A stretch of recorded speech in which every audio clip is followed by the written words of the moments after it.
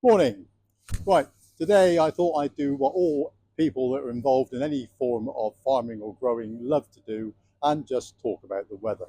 Because apparently this year, I think up until recently anyway, because of where the jet stream is, it has rained every single day of 2026. And I'm sure you've all noticed.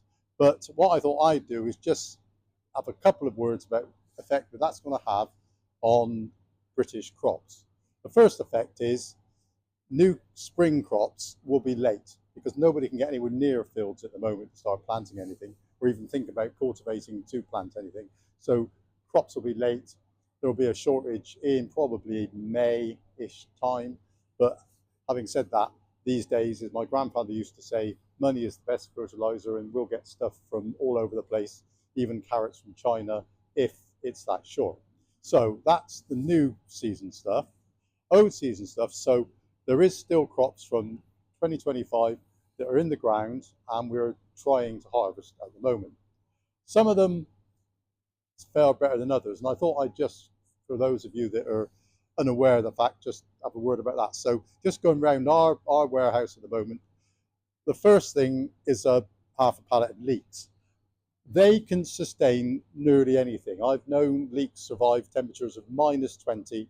The frost goes, everything falls out, and you just carry on. The leeks are not affected that much. This is a pallet of British cauliflower from Kent, I suspect.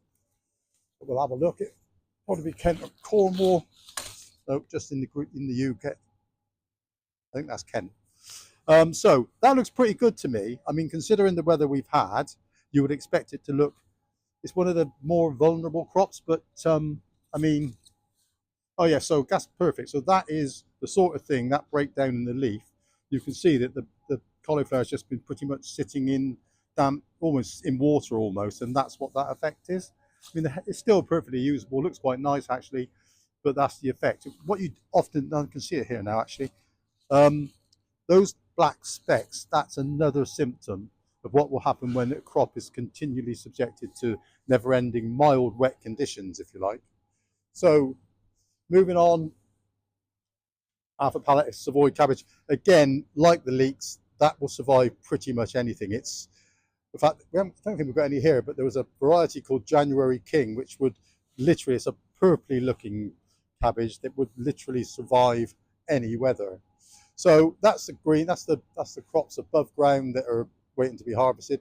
There's two other crops, which are root crops, which sit in the soil, and obviously there's a problem to harvest them, but they are still managing it. They've got these great big track-driven machines these days that almost float across the fields. And those two, there's two crops that are in those situations. One is parsnips. Again, they'll survive most things, but just having a look at, okay, so this is quite a good example. These sort of, it's still perfectly usable. It's even better. That kind of greyness is just because the crop's been sitting in water for so long. So pretty good, pretty usable, but you don't want too much more of it. And then the only other root crop that is lying and is not harvested and stored inside is carrots. Now, what they do with carrots, it's too vast a crop, it's too much consumed to just store them. So they cover the fields in straw about 6 inches in, what's that, 15 centimeters in old money, of straw on top of the field. They spread it in the autumn. It lies there and protects the crop from the frost. And to be fair, I mean, these look really nice. I opened this bag just now and they look really nice. But again, like the parsnip, you just start to see in the crown the effect of the constant wet weather. So let's hope.